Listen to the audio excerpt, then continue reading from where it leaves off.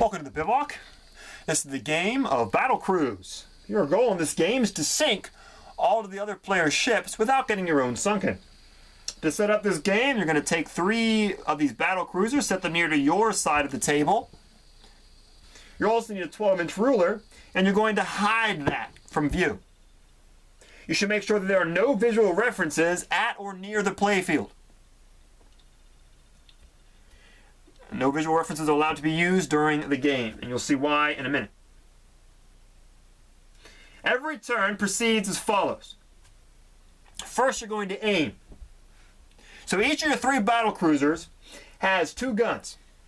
One's on the front, one's on the back. From each ship, you can fire once from one of these guns, assuming that gun is still operational, hasn't been hit before. Then you're going to call out how many inches away you think those 2 things are. So I'm going to say it like this. My hands go away from the table. I'm saying, I think the center tan ship on that front gun is 8 inches from, actually no, we'll say 7 inches from that yellow ship's front gun. Okay, that's the aim step. You can do that for all 3 of your ships that are still afloat.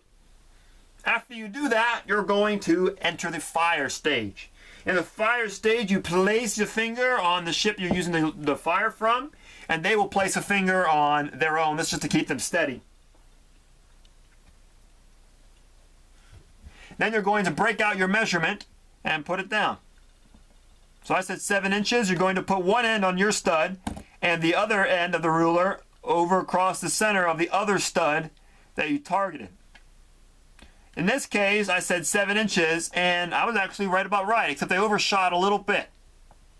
So instead, I actually hit the stud that's right behind his gun.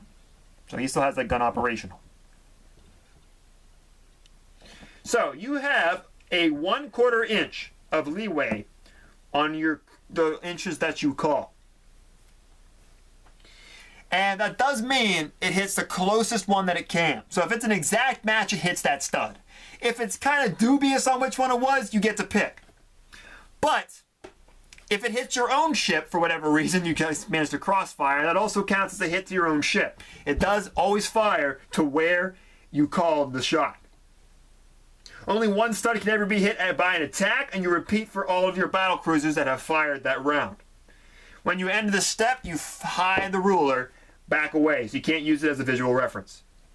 After firing, you're going to then enter the move step of your the game.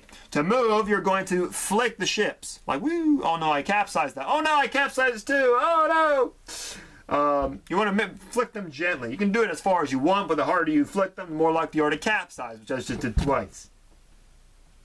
You can make only 1 contact with each of the battle cruisers. Then after you move, the play continues to the next player. To sink a battleship, you can do it in a couple of ways.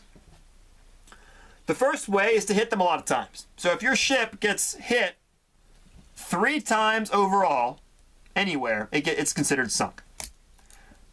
So 1 hit there, 1 hit there, another hit there. That's 3 hits, it's done. But it can also get sunk faster if a couple of things happen. If it gets hit on both guns, which is the most likely outcome when playing this game, it's considered sunk. Or if it gets hit twice in the same spot, that's considered sunk as well.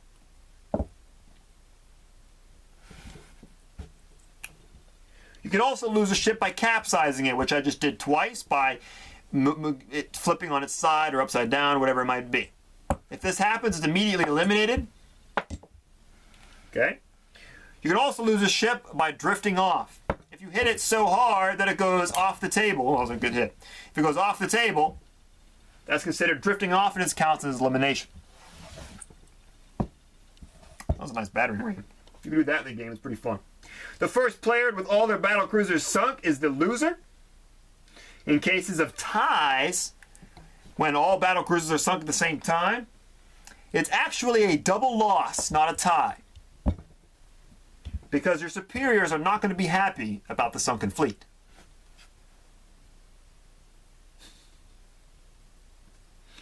There are a couple visual or a couple of miscellaneous rules for this game. First, again, no visual references should be at or near the table, which means anything at all. And the players are only legally permitted to use the ships themselves as references. In this case, they're 2.5 inches.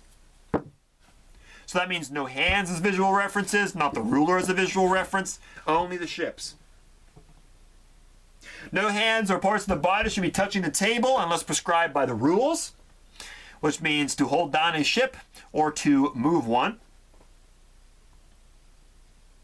And all aims should be done vocally.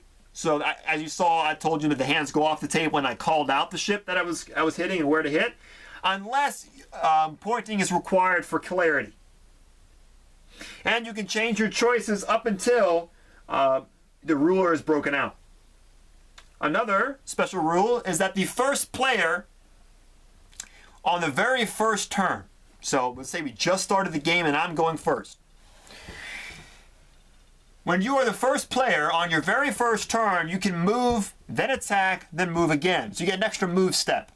This is just to put your ships in the firing range, because oftentimes when you're playing on a game like this on a long table, your ships are well out of range, because you can't shoot more than 12 inches. So even if you think it's 18 inches, you can't measure that 18 inches. You only have 12 inches of range. That is the entirety of Battlecruise. Good luck.